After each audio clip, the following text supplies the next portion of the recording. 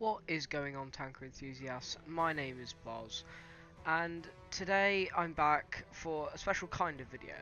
Today I wish to discuss something rather interesting to do with the game World of Tanks Blitz, and that is the upcoming patch 2.5, which will buff some tanks and bring new features into the game.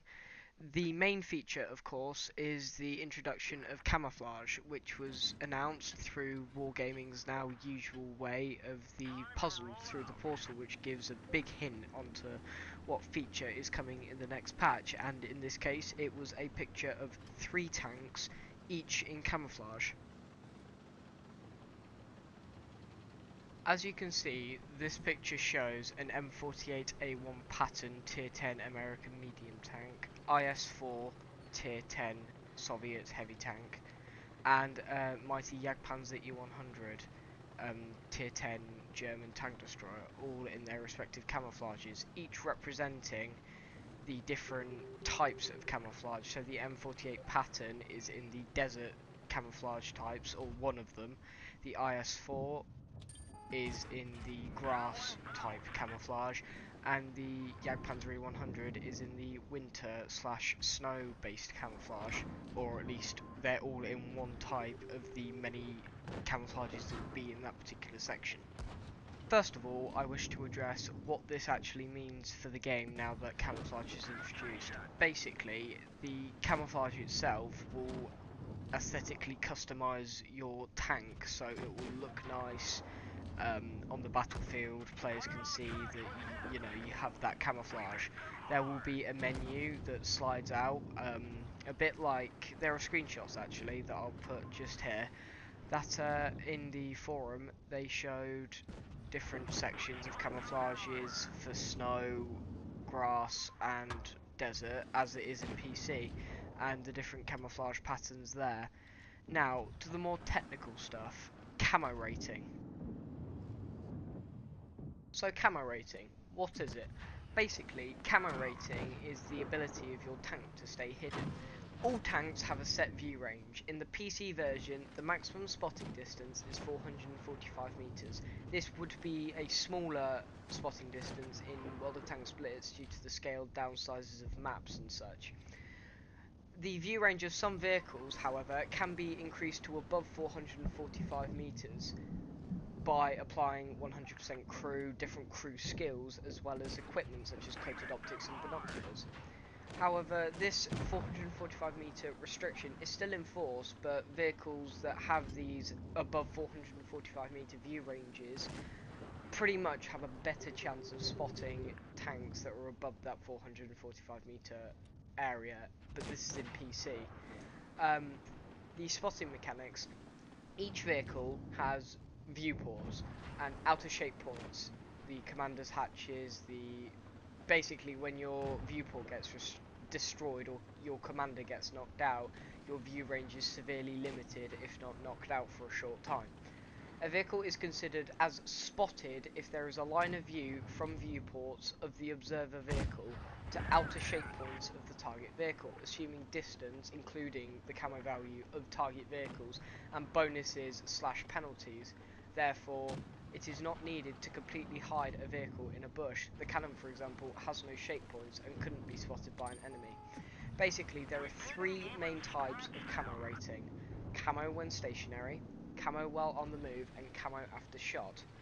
Each one speaks for itself. Camo stationary is the set camo rating when your tank is stationary, which can be enhanced through the use of a camouflage net. The camo on the move is the camouflage rating of the tank while it's moving or in motion, and the camo after shot is the time period. I'm not actually sure on the time, however it's the time period after your tank has fired, which to all intents and purposes just destroys your camo rating and allows enemy tanks to spot you a heck of a lot easier. So, what does this mean for World of Tanks Blitz? Well, basically, the new camouflage will add set percentage increases of camo ratings on tanks.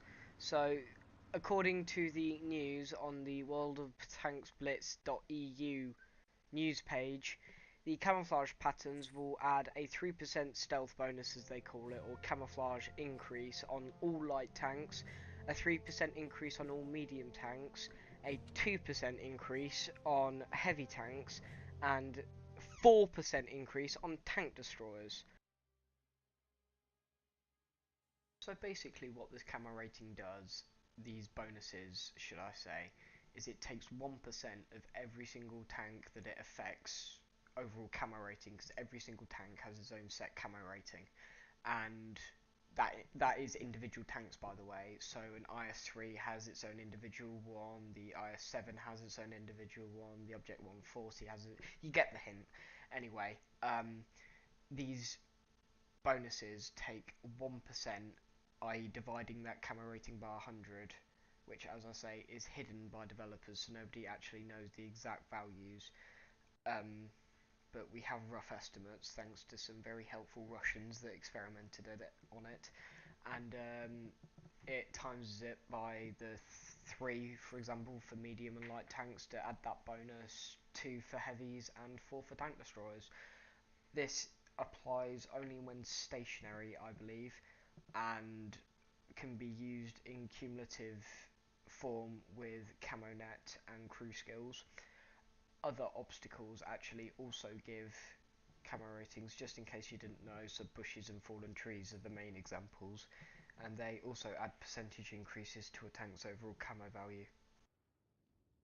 One more thing I might add is that some of you may have premium tanks such as the Snowstorm 2015 Special Jagdtiger 8.8cm Pack 44 Jagdtiger that has the Snowstorm camo, or the E25-1 with that camo, or the T-34-85 Victory, or the Chinukai Shinobi. You know what I'm on about. All of those painted tanks will automatically get a camo rating applied to them depending on their type that will be permanent. You don't have to pay credits to restore it after every battle like you would with a normal tank, and it's always going to be there. That was quite a handy addition from Wargaming, kudos for that. So in conclusion, I believe that this edition of Camouflage will not only change the way games are played, so it will add more tactical advantages for bushes and different places where you can snipe if you're in a sneaky tank destroyer like the E25, or medium tanks, so you can go on middle map and hide in bushes there. If you've got that camo, you've got that extra camo rating that may just be the difference between you being spotted or not. You know, all of those factors that can affect an outcome of a game.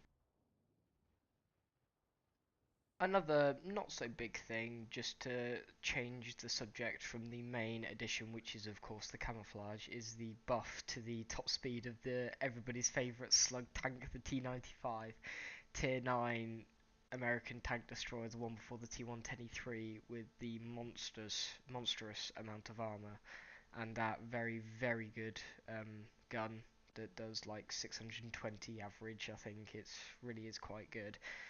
That's getting a speed buff from its 13 kilometers per hour top speed. I don't actually know what the top speed is, but yeah, I just thought I might throw that in there. That is getting buffed, and well, it won't make much of a difference as it's still painfully slow, but yeah, that's another thing that's being added this patch.